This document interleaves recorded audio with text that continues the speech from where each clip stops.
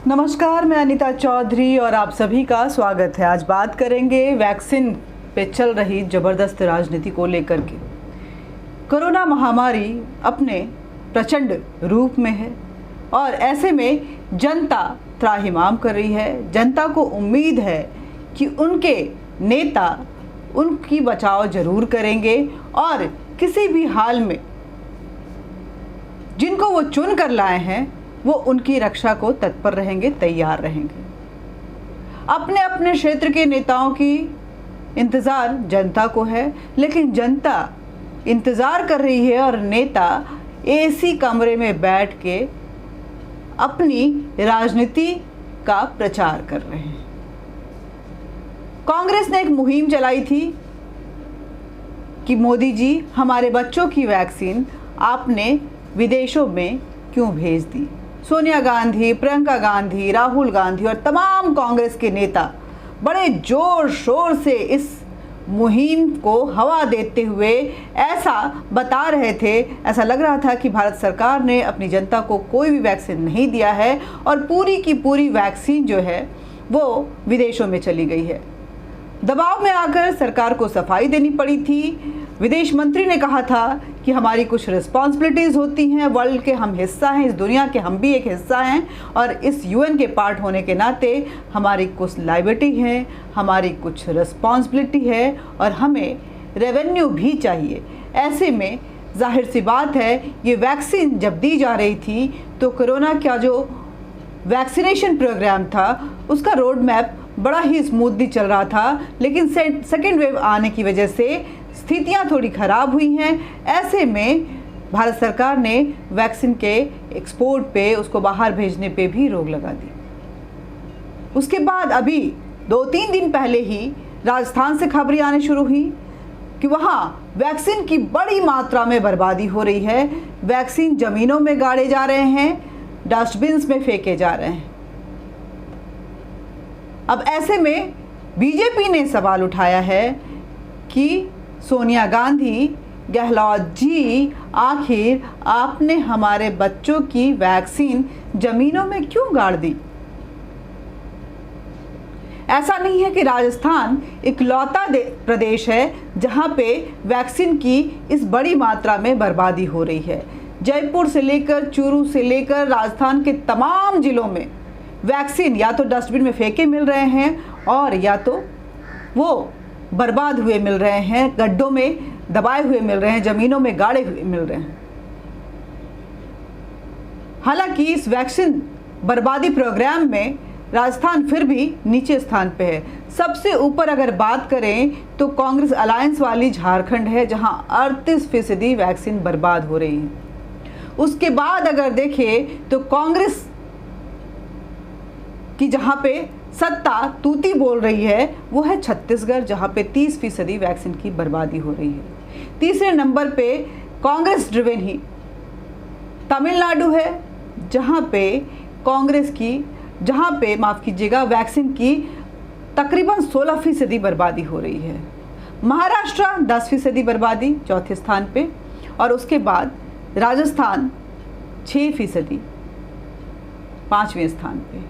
मैं इन राज्यों के नाम इसलिए गिना रही हूँ कि कांग्रेस लगातार वैक्सीन को लेकर के, कोविशील्ड के मैन्युफैक्चरिंग को लेकर के, कोवैक्सीन के ऑथेंटिसिटी को लेकर के, जब से ये वैक्सीन हिंदुस्तान में आया है, भारत ने उपार्जन किया है, तब से इसको लेकर के शोर मचाए जा रही है। कांग्रेस कभी कहती है ये वैक्सीन ऑथेंटिक नहीं है, कारगर नहीं है। ऐसे में इस वैक्सीन के कई साइड इफ़ेक्ट्स हैं और इसके ट्रायल जो है वो पूरे नहीं हुए। जब ये वैक्सीन आया था तो बोला गया था ऐसे में लोगों को ये वैक्सीन नहीं लेना चाहिए। ये कांग्रेस का कथन है, ये कांग्रेस के बयान हैं जो कई बार आपको सुनने को मिले होंगे। कांग्रेस जब तक ये सेकेंड वेव नहीं आया तब तक इस वैक्सीन के ऑथेंटिसिटी पे सवाल खड़े करती रही थी।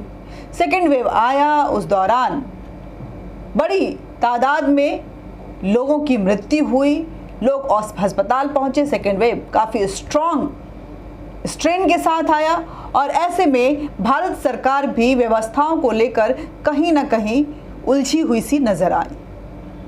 तब कांग्रेस नहीं, ये वैक्सीन जो कांग्रेस मार्च के पहले सप्ताह तक वैक्सीन पे सवाल खड़ी कर रही थी, वही कांग्रेस अप्रैल में वैक्सीन की कमी को लेकर के शोर मचाना शुरू कर दी और उसके बाद न जाने कैसे कैसे भ्रम फैलाने शुरू कर दिए। ये कहना गलत नहीं होगा कि कांग्रेस आजकल इस लोकतंत्र में फ्रीडम ऑफ स्पीच के नाम पे भ्रमतंत्र वाली ओल्ड ग्रैंड पार्टी हो गई है। कांग्रेस के इस बहकावे में आकर ना जाने कितने लोगों ने वैक्सीन नहीं लिए और वैक्सीन बर्बाद होती रही।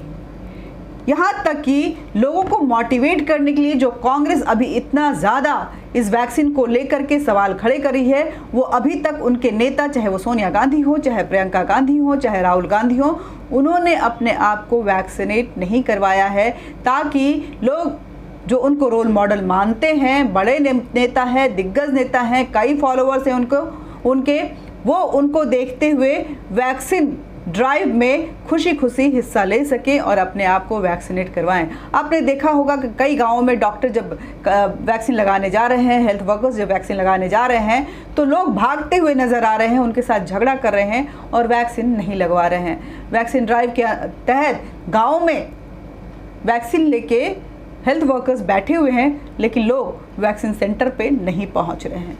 ये बहुत बड़ा मसला है। इस भ्रमतंत्र की वजह से न जाने कितने लोगों की जानें जा रही हैं। ऐसे में कांग्रेस से सवाल है कि कांग्रेस आखिर जिस वैक्सीन को लेकर के इतना भ्रम फैला रही थी, उसी वैक्सीन को लेकर के एक बार फिर जनता में भ्रम फैला रही है कि वैक्सीन की अवेलेबिलिटी नहीं है, और वहीं इस बात पे पुरजोर तरीके से आवाज़ उठा रही है, जोर दे रही है कि अगर भारत सरकार अपने स्वनिर्मित वैक्सीन को उस तादाद में, उस मात्रा में बनाने में सक्षम नहीं है, तो विदेशी वैक्सीनों के लिए रास्ता खोल देना चाहिए। कांग्रेस की अथक कोशिश है कि फाइजर किसी भी तरह भारत के मार्केट में अपना प्रथम स्थान बना सके। वही फाइजर जो चाइना फंडेड, जिसकी मैन्युफैक्चरिंग जिस कंपनी में मैन्युफैक्चर हुआ है वो चाइना फंडेड कंपनी है। चाइना की साझेदारी से इस कंपनी में बहुत बड़ा हिस्सा चीन का होता है और उसका पैसा लगा हुआ है, स्टैक लगा हुआ है। वही फाइजर जो सिर्फ अमेरिका में जिसका ट्रायल हुआ है, भारत के क्लाइमेट और वेदर में वो कितना सस्टेन करेगा और कितना लोगों पे कारगर रहेगा, इसका अभी तक कोई भी रूपरेखा या रोड मैप या कुछ भी फाइजर की तरफ से नहीं प्रस्तुत किया गया है।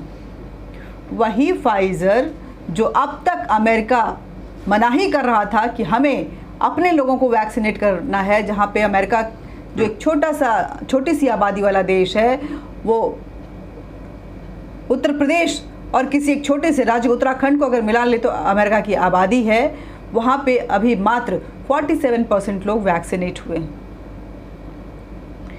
भारत में ये कहा जा रहा है कि सिर्फ 6% लोग जो हैं वो वैक्सीनेट हुए हैं, लेकिन उस 6% की संख्या अगर देखेंगे तो लगभग इस दुनिया के 51 देशों को मिला के होता है। लेकिन फाइजर क्योंकि कांग्रेस को कहीं ना कहीं बहुत भाती है, वजह क्या है ये कांग्रेस ही बता सकती है। ऐसे में कांग्रेस इस फाइजर को लगातार अपना समर्थन दे रही है, उसके लिए रास्ते खुलवाने के लिए न जाने कैसे कैसे प्रोपागेंडा रच रही है। लेकिन मेरी इस देश की सरकार से यही अपील है कि चाहे जितना दबाव आए, ये महामारी है, बचाव ही एकमात्र इसका उपाय है। वैक्सीन भी 100% सुरक्षित नहीं है। स्वनिर्मित वैक्सीन इस देश की हर जनता को लगाकर भारत का नाम रोशन करें और पूरे विश्व को ये बताएं कि चाहे आपदा कितनी भी बड़ी हो, भारत विश्व गुरु है और रहेगा, पहले भी था। और उस आपदा से कैसे निपटना है इस देश की सरकार भी जानती है और इस देश की जनता भी जानती है। उसे चाइना बैक्ड कांग्रेस जैसे सो कॉल्ड सेकुलर पार्टी की सलाह की ज़रूरत नहीं है। आज के लिए इतना ही। मिलते रहेंगे, बातचीत करते रहेंगे, लेकिन आप शेयर ज़रूर कीजिए, सब्सक्राइब कीजिए और अपनी सलाह ज़रूर दीजिए। कांग्रेस को मेरी सलाह है कि इस आपदा के समय में, इस विपदा के समय में देश की जनता के साथ खड़े होकर देश की एकता के प्रतीक बनते हुए इस देश में अपनी सेवा दें। सत्ता तो आती जाती रहती है, आज किसी के पास है तो कल कोई और इस पे काबिज होगा, लेकिन इस हड़बड़ाहट में कहीं ऐसा ना हो कि कांग्रेस की परमानेंट विदाई जनता कर दे, क्योंकि जनता त्राहिमाम कर रही है और उसे सुकून चाहिए। नमस्कार।